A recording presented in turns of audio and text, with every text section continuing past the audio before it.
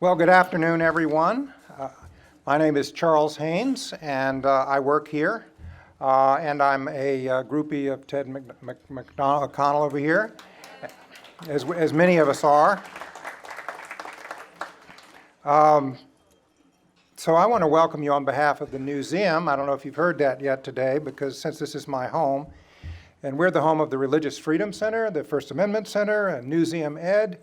And our mission is really your mission. Those of you who are working in civic learning, we have education programs, as many of you know, that reach thousands and thousands of people, young people.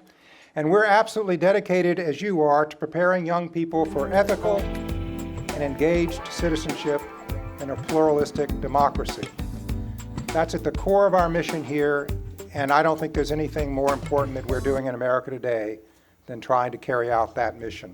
So thank you for what you're doing. Now this morning we heard how civic learning has been strengthened and improved in Florida through a powerful and effective bipartisan team of former public officials. I love saying that, don't you? Bipartisan team.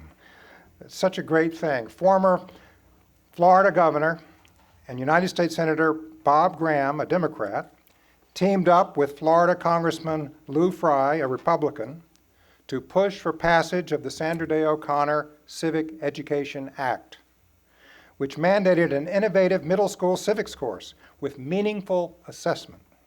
Senator Graham and Congressman Frey ensured the effective implementation of the act through programming and teacher assistance through their Florida Joint Center for Citizenship. So, to recognize them for providing a model to the nation on how to improve civic learning through policymaking, for their tireless championing of student-centered civic learning, the National Civic Learning Community presents the National Civic Learning Award for Exceptional Service to Senator Bob Graham and Congressman Frey. Thank you, and congratulations, Senator Graham.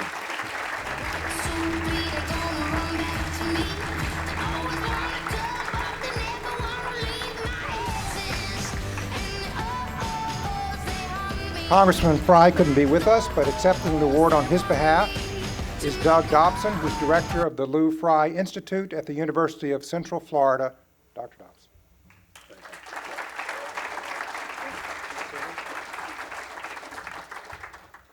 Unfortunately, Congressman Frey is ill and was unable to be with us today, but I know that he is extremely appreciative of your recognition of what he has done and I am appreciative of what we have been able to do together.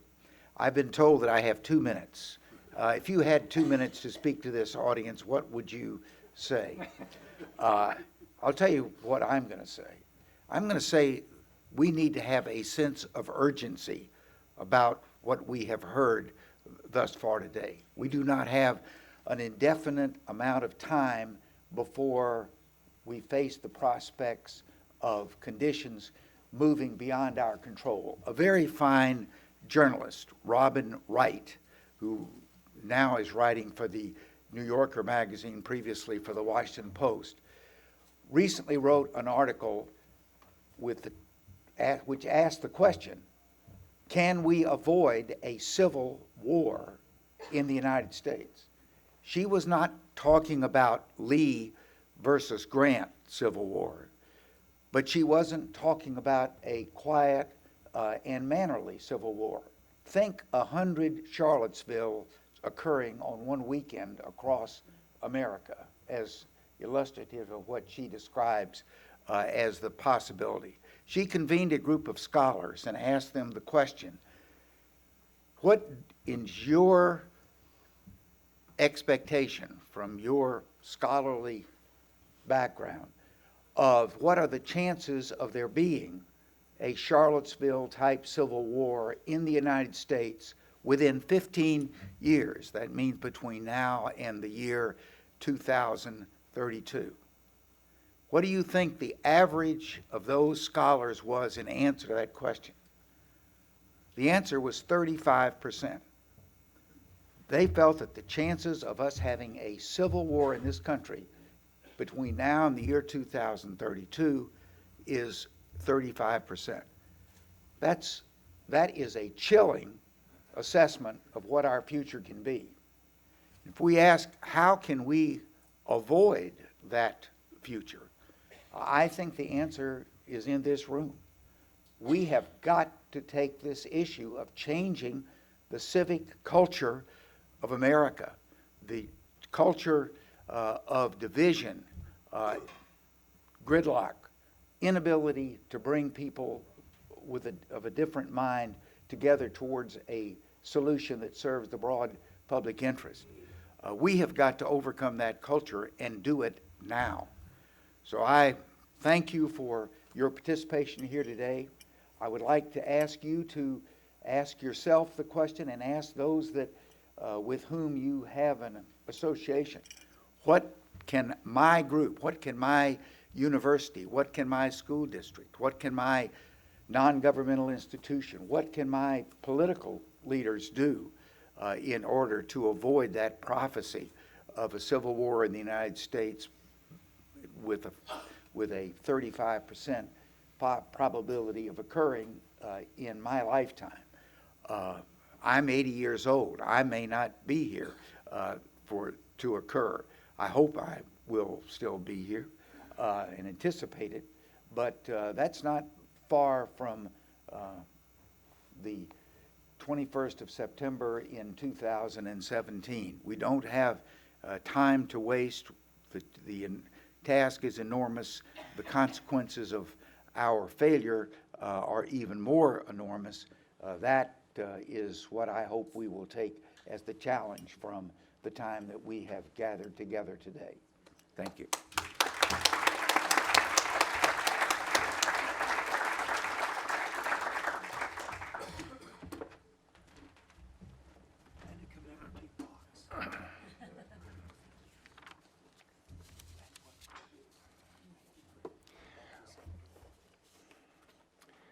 Well, for too long, civic learning has been starved for the funding the field desperately needs to bring innovation to scale and reach all American students. But one foundation has been unwavering in its commitment to funding exceptional civic learning programs and material.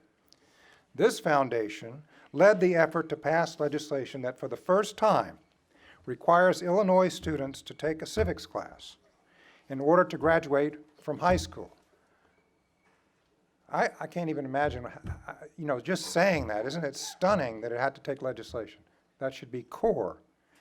When it was found that the state had no money to support professional development to effectively implement the new law, this foundation donated and raised the necessary funds to provide the needed professional development to every high school civics teacher in Illinois. So for its exceptional work on civics in Illinois and around the nation, for its unwavering commitment to achieve civic learning, the National Civic Learning Community presents the National Civic Learning Award for Exceptional Service to the Robert R. McCormick Foundation and its distinguished president, Mr. David Hiller. Thank you.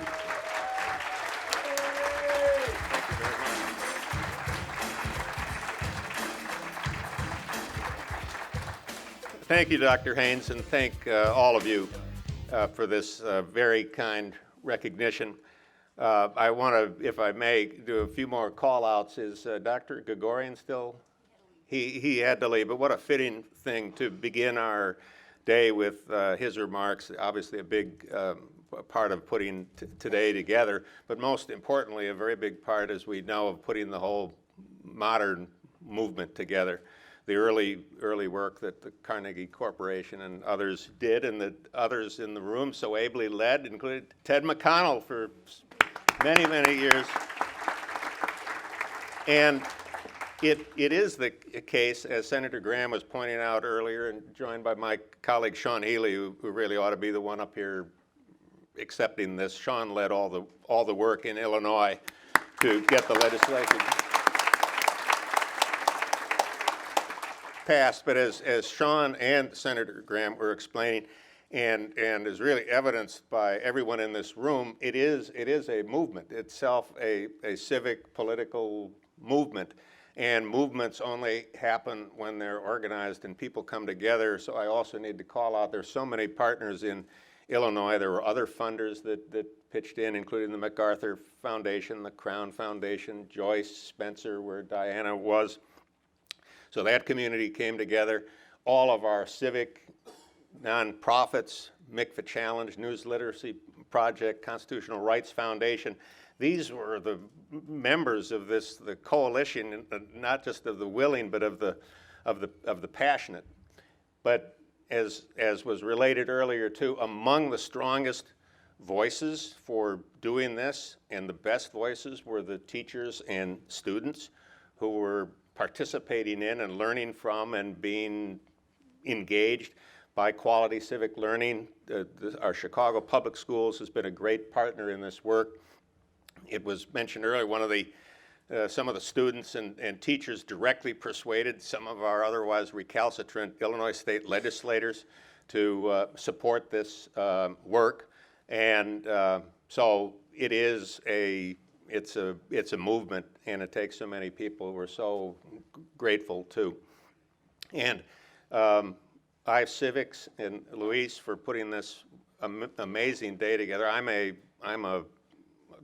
I love this sort of thing. I've gone to large numbers of convenings, and this one I thought was just one of the best ever. So thanks again to Civics for leading and putting that together.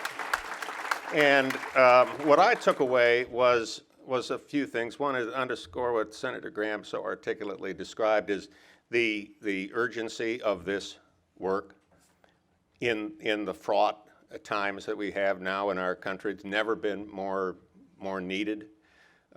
Several of our colleagues today spoke so powerfully to the various divides in the country that this work and this kind of learning can help reconcile, can help heal, including the divides of race and class in our cities and suburbs and rural areas that make it hard sometimes at best for all the kids to have the opportunities to succeed, to realize what the founders' dreams were, what our dreams are for all the kids.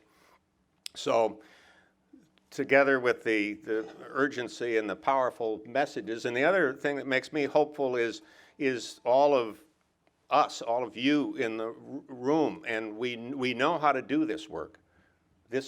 We know how to help people bring themselves and others together in a community, and we need to do more of it, and we need to do it now, and that's why I'm glad we're all in this together. So thank you very, very much.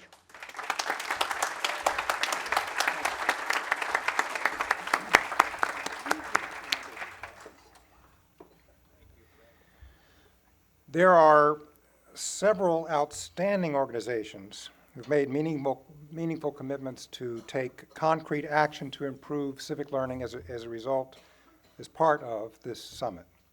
So I want to invite now to describe these commitments. Please welcome former Congressman David Skaggs of Colorado, a co-founder of the Campaign for the Civic Mission of Schools, and Mr. Peter Weitlein, who is the executive director of the association. And they're going to announce a commitment from the U.S. Association of Former Members of Congress. Gentlemen.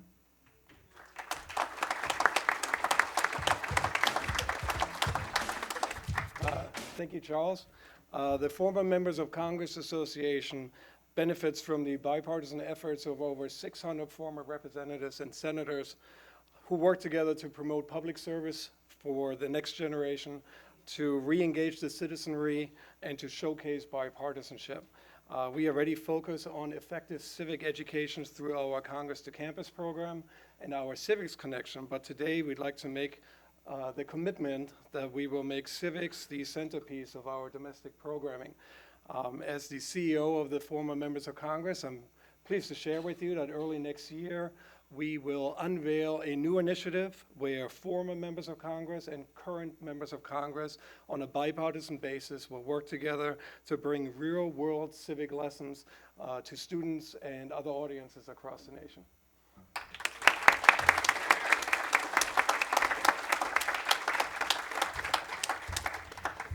Thank you, Charles, very much. And Peter, David Skaggs, former congressman from Colorado.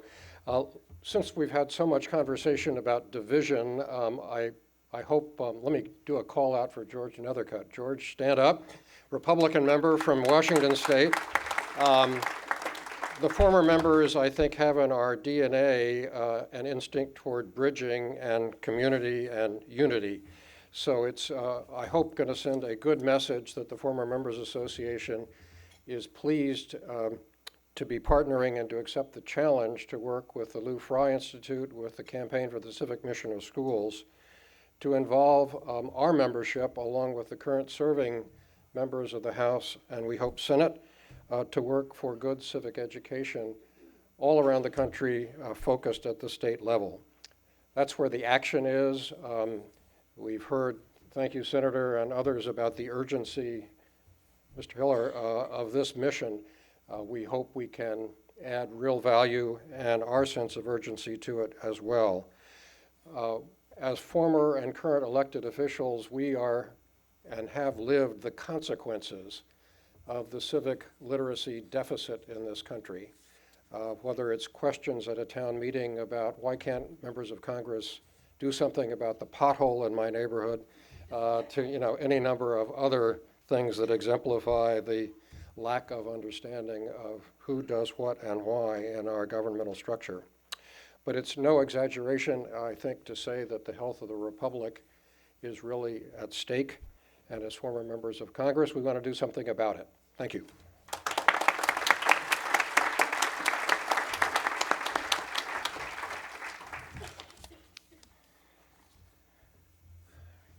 Well, in my view, and I think it's probably shared by everyone in this room, the United States is the boldest and most successful experiment in liberty and democracy the world has ever seen.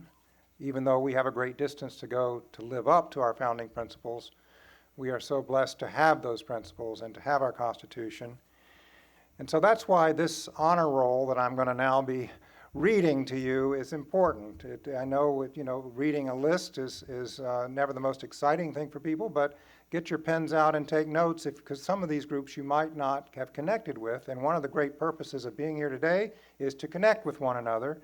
But these are the folks, there are many others, but these are the folks who have partnered with this summit to make commitments, real commitments, to help restore the civic mission of schools and improve civic learning.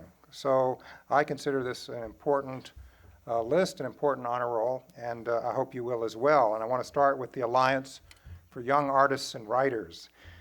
The democratic values instilled in American society require that all voices and viewpoints be heard and respected, something we believe in this building. To that end, the Alliance for Young Artists and Writers, in partnership with the Campaign for the Civic Mission of Schools, has created a new award for students whose original art and writing demonstrates civic knowledge and skills. The Civic Expression Award recognizes students who creatively express a vision of society that exemplifies these values. Next up, the American Bar Association Division for Public Education, which I was privileged to serve on for a time. The ABA Division for Public Education promotes public understanding of law and legal system. The division works with schools and teachers, bar associations, lawyers and law firms, judges and courts, and journalists to inform a wide range of public audiences on issues related to law and justice. The ABA Division for Public Education is committed to strengthening civics and law-related education through its diverse programs, including the National Civics and Law Academy for students, professional development activities for teachers, and its publishing programs, and will continue to increase this support for civics. We all know the next one, Annenberg Public Policy Center. The Annenberg Public Policy Center of the University of Pennsylvania, or APPC, provides a comprehensive multimedia curriculum for teaching the Constitution to middle and high schools through its website, annenbergclassroom.org. APPC founded the Civics Renewal Network, which provides a one-stop website for teaching resources and programs for over 30 nonpartisan organizations at civicsrenewalnetwork.org. APPC will support teachers across the nation with high-quality, student-centered civics education courses. The College Board. In the last 5 years, the College Board has taken bold steps to recognize the importance of the United States founding documents by embedding them in the SAT and the course frameworks for AP U.S. History and U.S. Government and Politics. The College Board will continue this commitment by, first, expanding the Khan Academy Relations Partnership, which currently reaches 4 million students, to bring free, high-quality practice resources for the AP U.S. History and U.S. Government and Politics exams. Expanding their partnership with the National Constitution Center, the Ashbrook Center, and the Gilder Lehrman Institute to bring world-class civics resources to the thousands of AP, U.S., and U.S. Government and Politics students and educators nationwide. And third, featuring advances in civic education predominantly through the annual College Board Forum, attended by some 2,000 educators. And finally, in partnership with higher education, their teacher community, and civics nonprofits, exploring the idea of a civics certificate that unites civic knowledge and community service by recognizing high school students who master civics content and use that knowledge to engage in community service. A terrific idea.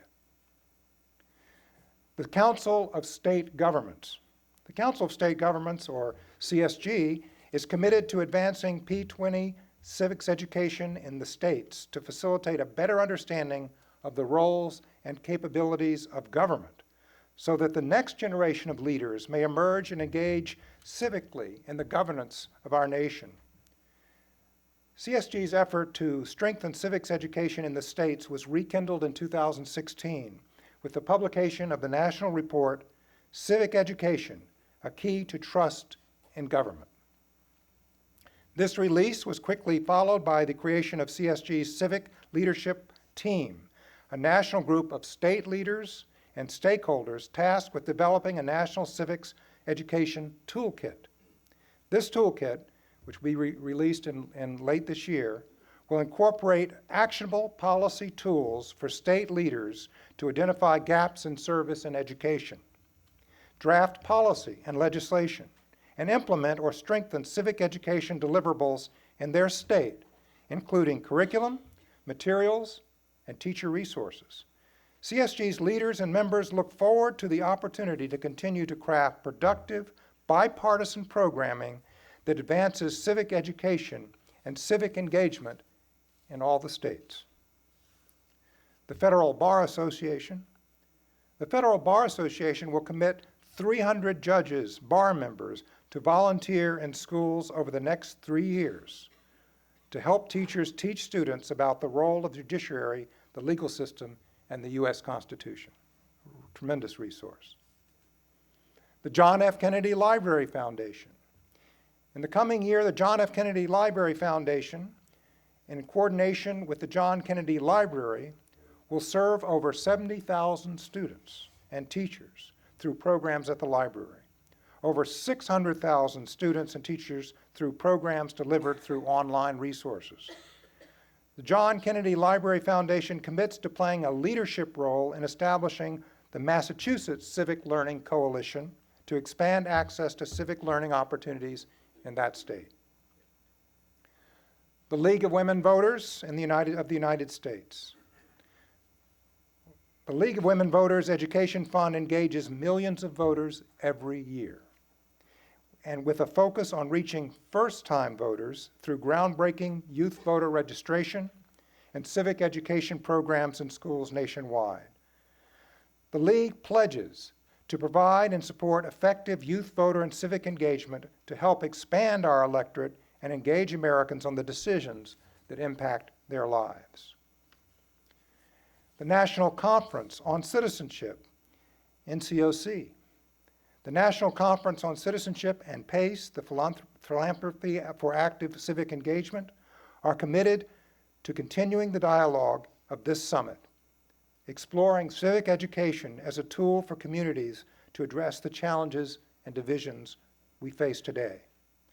The next iteration of this conversation will take place at a salon discussion at this year's NCOC conference on October 19th through 20th, featuring a panel of field leaders along with a group discussion. Following the conference, the NCOC team will capture the tangible opportunities for philanthropy and other leaders to leverage civic learning as a mechanism to influence equity and opportunity while strengthening civic help, and share these reflections with the field in a discussion brief after the conference. In early 2018, they will host a working session in collaboration with the Kettering Foundation focused on creating a path forward realizing these recommendations. The National Conference on State Legislatures. The National Conference on State Legislatures seeks to continue its commitment to civic education and serve as a leader in the civic education space for providing members who are state legislators, state legislative staff, with the necessary civic education resources and tools. Specifically, NCSL will raise awareness about the importance of representative democracy by creating civic education products and programs for state legislators and state legislative staff to use to educate citizens about the important role state legislatures play in American government. The National Youth Leadership Council. NYLC recognizes that preparing our youth to assume their responsibilities and understand their rights as citizens of this great nation is essential to the health of our republic. NCLC pledges to help every school in the nation fulfill its historic and vital civic mission. NYLC is committed to ensuring that every young person acquires the civic knowledge and skills necessary for informed and effective civic engagement.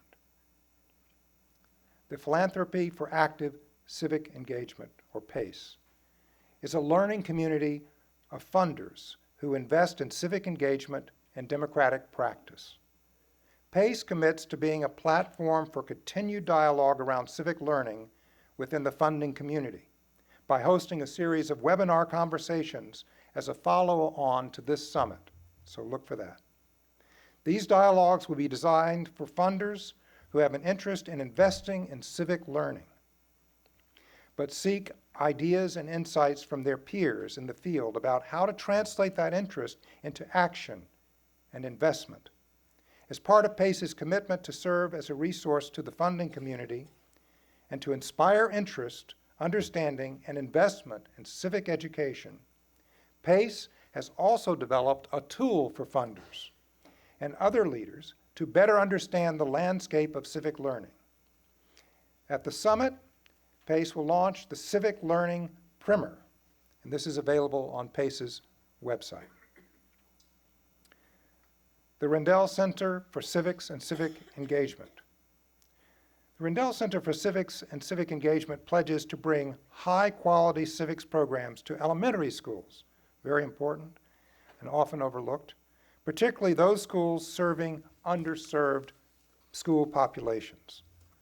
The Rendell Center will also continue to urge for more and better civic learning policies in Pennsylvania and throughout the nation. Represent.us.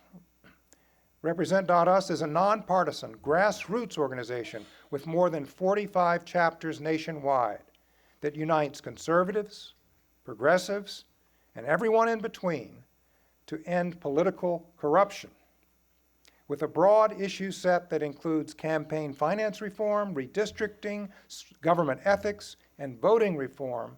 Represent.us leads and supports diverse, innovative ballot initiatives, legislation, and legal challenges aimed at structurally reforming our democracy. Represent.us will commit to mentor 50 young community leaders and volunteers in civic engagement skills that they can bring to their communities. The Ronald Reagan Presidential Foundation and Institute. President Reagan reminded us, quote, "Freedom is never more than one generation away from extinction. We didn't pass it to our children in the bloodstream. It must be fought for, protected, and hand it on to them, for them to do the same. Today, the Ronald Reagan Presidential Foundation Institute commits to supporting civic learning and engagement by providing, first, opportunities to students, specifically more than $5 million in scholarships over the next 5 years to support outstanding students who model the very best of what it means to be a citizen leader. Secondly, in the next 5 years, the foundation plans to invest more than $20 million in education programs, partnerships, conferences, curriculum, professional development, and experience and convenings designed to cultivate the next generation of engaged and informed citizens. Because as important as it is to prepare students for the 2 C's, career and college, it is even more important to prepare them for the 3rd C, citizenship. The role of citizen begins far before college and extends beyond even the most successful careers. Through their platform and work, the foundation will continue to do all that is within their power to raise the profile and awareness of the importance of civic learning, including a significant strand during the first annual Reagan Summit on Education, or RISE, 2018, next April, here in Washington, D.C. The State Government Affairs Council. And this will be the last group I'll mention, just in case you were wondering if this was ever going to end this list. But I think it's been an amazing list, so I'm feel privileged to read it. The State Government Affairs Council, SGAC, is the premier national association for multi-state government affairs professionals, providing opportunities for networking and professional development. SGAC is pleased to have partnered with iCivics on their first state-focused curriculum and is excited to continue its partnership with iCivics in the effort to create an accessible civic educational curriculum. As the SGAC's mission revolves around opportunities to further professional development, education, and networking, SGAC pledges to provide specific opportunities for iCivics to educate SGAC's audiences about iCivics' mission. SGAC will also recognize iCivics as a partner organization and highlight this partnership in materials both on its website and in print. SGAC looks forward to being part of iCivics' growth and continued success.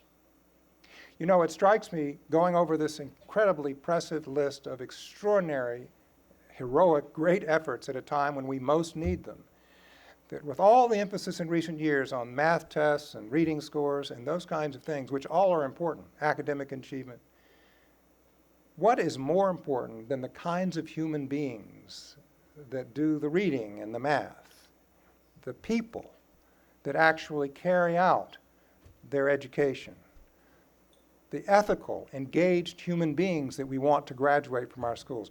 There's, as important as academic performance is, what's more important than those kinds of human beings that become our citizens in this country? So I want you to join me in giving these organizations a big round of applause for their extraordinary commitments to strengthen and improve civic learning.